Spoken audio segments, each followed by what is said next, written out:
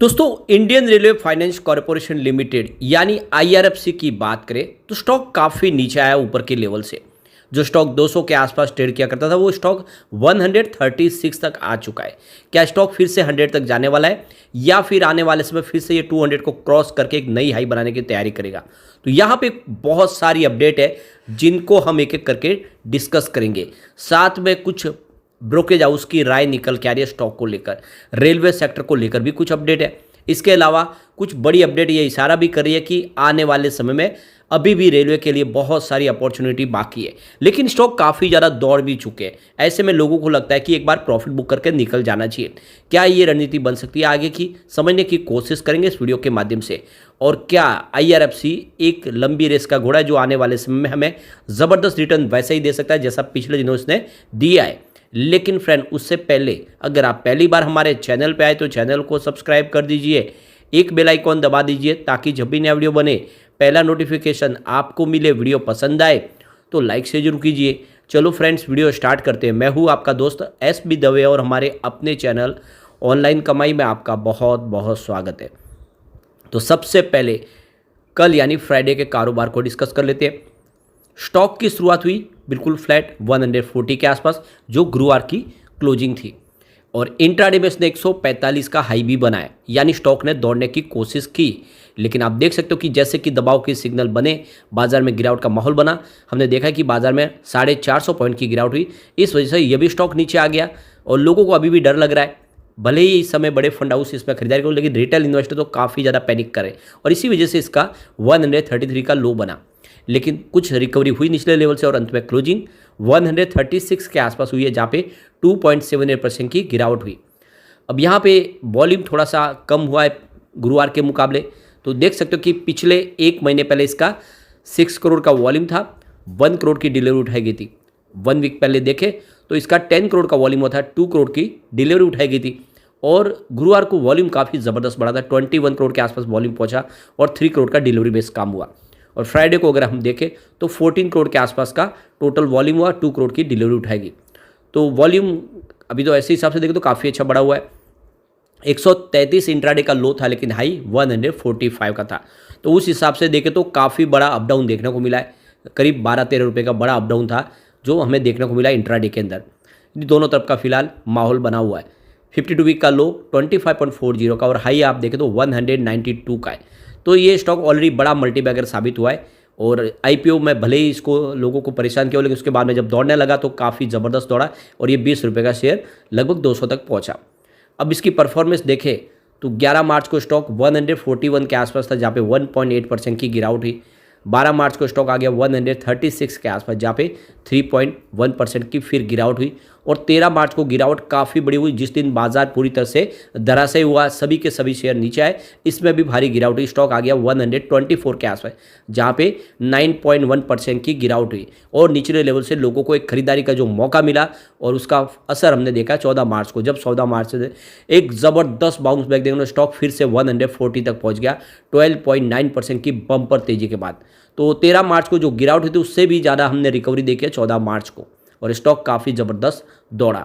और उसके बाद ही जो बड़ी तेज़ी बनी 13% की 14 मार्च को, उसके हिसाब से 15 मार्च को इस पर थोड़ी सी प्रॉफिट बुकिंग और स्टॉक फिर से 136 के आसपास आया 2.4% की गिरावट के साथ। तो ओवरऑल देख सकते हो कि स्टॉक ज़्यादा नीचे जाने को तैयार नहीं है, जैसे नीचे जाता है बिल्कुल एक बाउंस बैक को बिल्कुल तैयार है। अब अपनी हाई प्राइस से जो करेक्शन आया रेलवे के शेयर में, जिसमें आईआरएफसी में देखें तो 35% की आपको गिरावट देखने को मिलेगी। रेलटेल 38% करेक्ट हो चुका है। इरकॉन में भी 33% की गिरावट हुई है और आरवीएनएल में 36% की गिरावट हुई है। आईआरसीटीसी में 17% की गिरावट है, क्योंकि ऑलरेडी आईआरसीटीसी इतना दौड़ा भी नहीं इस लंबी रेस में, वो आगे बढ़ा भी नहीं उसमें कोई। लेकिन दूसरी कंपनियों के मुकाबले अगर आप देखें तो आईआरएफसी का जो और उसका रिटर्न लगभग सबका एक जैसा ही है और सब में निगेटिव रिटर्न लगभग 35-36% के आसपास का रहा है। तो काफ़ी अच्छे सब सारे स्टॉक दौड़े थे, ऊपर करेक्शन थोड़ा होना ही था जो बिल्कुल हुआ।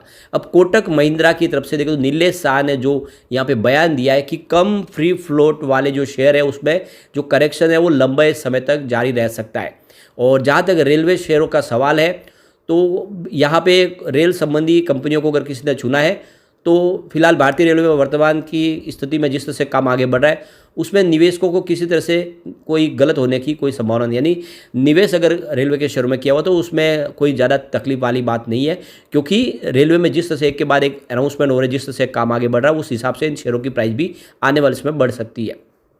दूसरी तरफ देखें तो यहाँ पे इंडी ट्रेड कैपिटल के संदीप बंदोपाध्याय ने कहा है कि मैन्युफैक्चरिंग कंपनियां और रेलवे क्षेत्र में जो फाइनेंस कंपनियां हो, उन सब में बहुत अच्छी तेज़ी की संभावना आगे दिख रही है, क्योंकि काफ़ी ज़्यादा करेक्शन हो चुका है और ये करेक्शन के बाद एक लंबी अवधि के लिए दाव लगाने का अच्छा मौका है। यानी IRFC जैसे शेयरों में निवेश किया जा सकता है जो रेलवे को फाइनेंस प्रोवाइड करती है।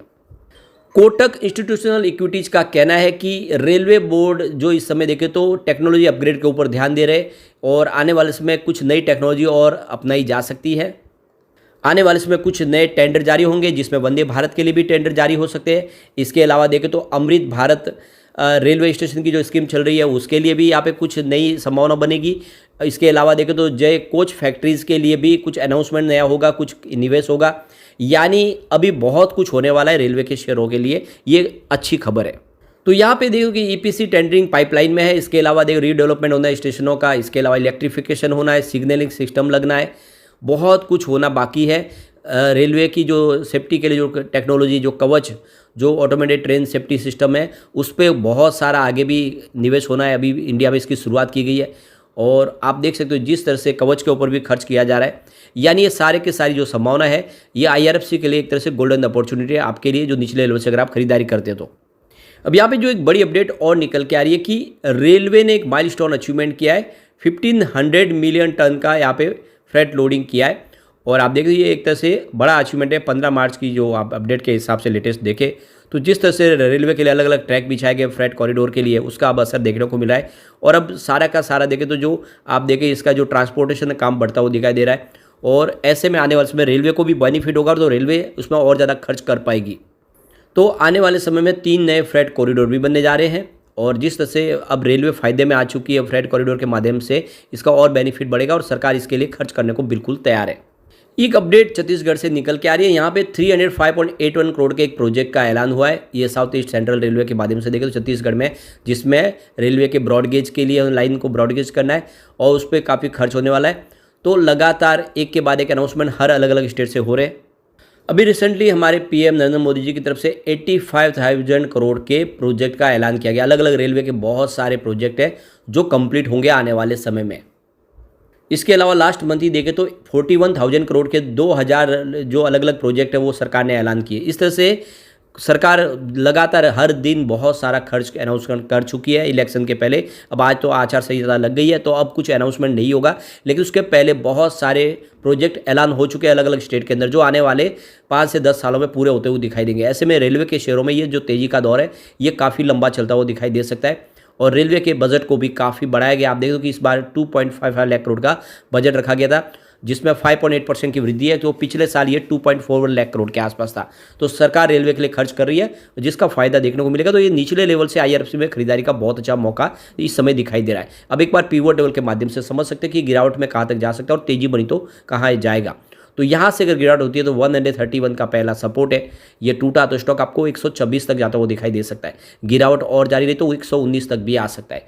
तो बाजार में अगर गिरावट का माहौल बनेगा तो स्टॉक नीचे आ सकता है, वरना अभी यहाँ से इसने एक अच्छा बाउंस बैक ऑलरेडी दे दिया है। तो पॉजिटिव माहौल बना तो 144 का फर्स्ट रेजिस्टेंस है, इसको पार कर लिया तो स्टॉक 151 तक जाता हुआ दिखाई देगा।